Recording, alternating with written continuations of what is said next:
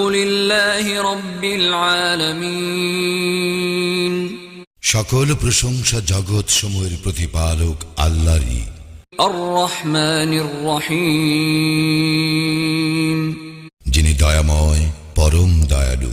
মালিক ইয়াউমিদ্দিন, কর্মফল দিবসের মালিক। ইয়্যাকা না'বুদু ওয়া ইয়্যাকা নাস্তাঈন, আমরা শুধু তোমারই ইবাদত করি, শুধু তোমারই সাহায্য প্রার্থনা করি।